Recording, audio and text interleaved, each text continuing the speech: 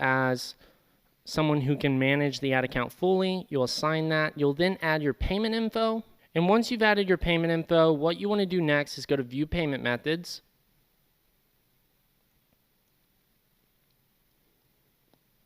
You then want to hit Edit under Business Info, and you want to fill out the remaining information. This is important because for ad account bans, they're more likely to get banned if you have less information. The quicker you add information and the more information you provide Facebook, the higher of a chance you're going to have at making sure you don't have an ad account ban. Once you've added in that additional information, you can go ahead and go down to Name Templates. This is really important step because this is going to save you a ton of time. It's going to automate the naming of your campaigns, your ad sets, and your ads, and it's going to provide you with rich information so you know what it is that you're clicking on and what you're optimizing towards, giving you a one view of everything with an accurate name statement so that way you can see exactly what's converting and what's not. Here's how I like to set up name templates. I click on Create for Campaign Name. I then add a campaign field, and I choose CBO, Campaign Budget Optimization. This tells me if my campaign is on the budget level, on the campaign budget level, or the ad set level. And then for a field separator, I like to do, either the 2 standing up or the 2 slashes. That seems to add, more space on the actual, name, and it's easy to read that way because I know what's in between, the actual fields. And then I like to add an open text field. An open text field allows you to type in your own name as well, just in case you want to add some additional information. Then you hit Save on the campaign name. Now we're going to do the ad set name.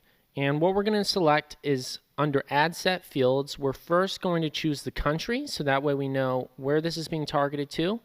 And then the next thing we're going to do is choose the actual interest audience that's in there. And then the other thing we're going to do is add another ad set, and we're going to do custom audiences included. Now, here's the important part, because if you have a lookalike, you'll be able to know this way, you'll be able to auto-name it. Now, if you have an interest, it'll also auto-name it for you. Once we've added those things, we can go ahead and hit Save, and almost forgot we need to include our open text field. Save, and then add name. We're going to hit Create. We're going to do add fields, and we're going to choose the actual type of ad it is, which is the format. That way we know if it's a single image, a collection, a video ad. That way we can identify what creative is really performing in terms of the format. The next thing we're going to add under the ad level is the headline, so that way we can know what headline we're using in that ad. And then we'll go ahead and add the call to action, because if you're testing learn more, shop now, at least you'll know this way what the actual ad is. And then finally our open text field once again. And so those are our naming templates set up, so that way it'll automatically name the audiences, campaigns, and ads for us as we go through the account, which is super awesome, saving us a ton of time. Once we've done that, we're going to go back to our business settings and continue moving forward. Next thing we're going to do is set up an actual pixel, so that way we can have tracking going. So once you access your actual pixel, what you want to do is scroll down and make sure that you have advertising and analytics selected, so that way you can access the information accurately. Make sure first-party cookies are turned on. This helps Facebook deliver the ads more relevantly. Next thing, super important, automatic advanced matching. You want that turned on with every single one of these boxes checked and on, because this can help you attribute more conversions to your Facebook ads and reach more people through your remarketing campaigns. That's going to give you bigger audiences, more accurate data. It's going to be able to actually match people whenever they submit this info on your site back to Facebook. The next thing is you do want to turn off track events automatically without code if you're an e-commerce business. If you are a B2B or a service-based business, it's okay to keep that on. Next thing you want to do is you want to make sure you have your conversion API set up. If you're with Shopify, go ahead and hit select choose a partner, click Shopify, and connect your e-commerce account through the conversion API. You want that connected because you're going to get a 3 to 15% increase in results, more attribution, and a lot better data. And this is going to allow you to deduplicate events. It's going to allow you to track things more accurately. It's going to provide information more thoroughly and faster for you. And it's going to give you a scoring of how accurate your data is. Now, if you don't have Shopify and you don't know how to set up a conversion API, Segment is a good way to go.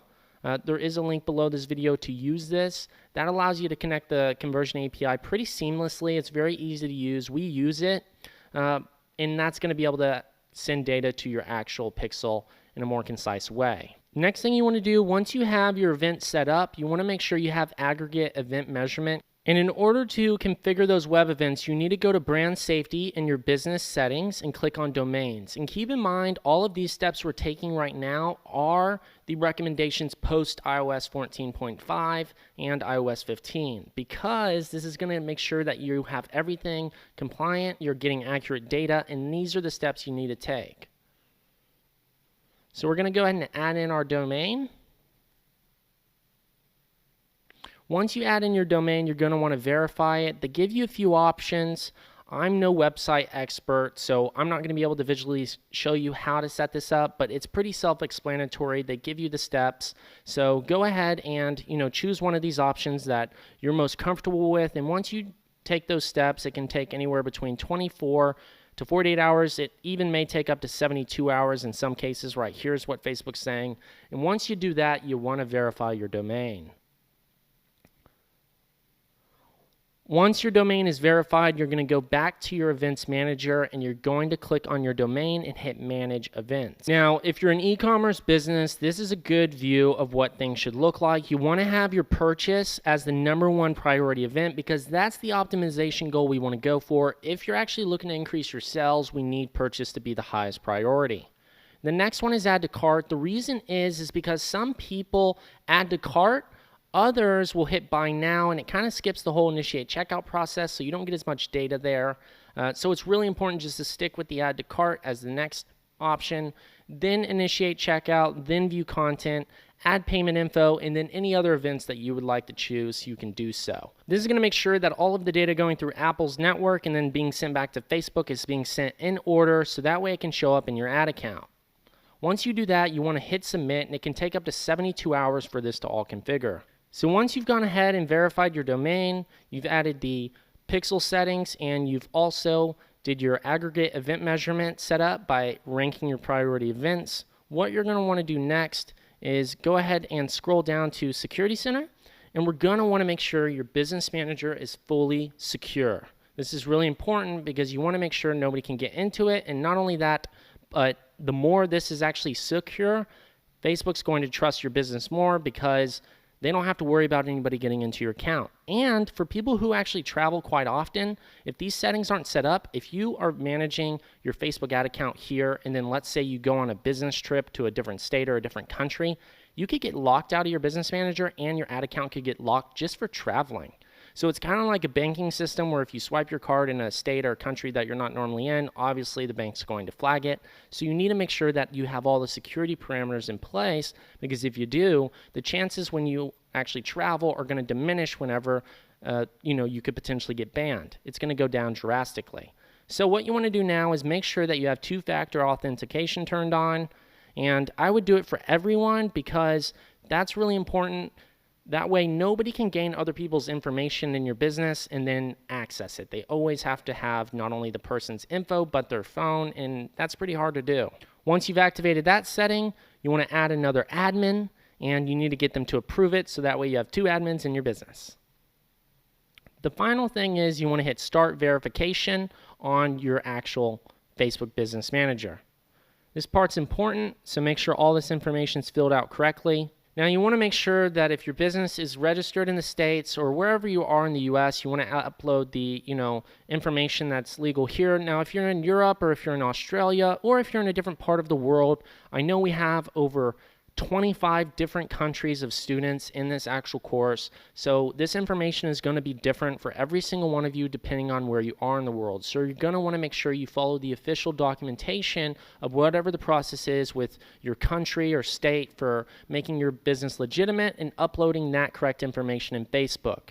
Now, this is going to be totally different for every single one of you, once again, because there are so many different parts of the world y'all are in. So just make sure to follow the steps that it asks. Once you add that verification information, you're going to complete these final steps, and we submitted the verification.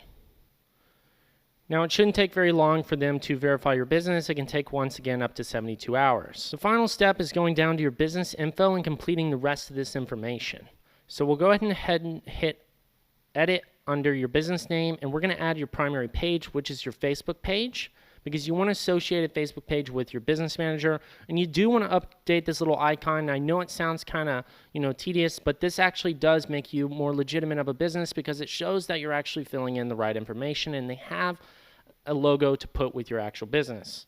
Next, you're going to want to make sure that you've added your Instagram account as well to your business manager, so that way you can access all of the insights and actually continue to run this in ads. So now we've verified our Instagram, so that way we can actually use this in tandem with our Facebook page when we're completing ads in our ad account.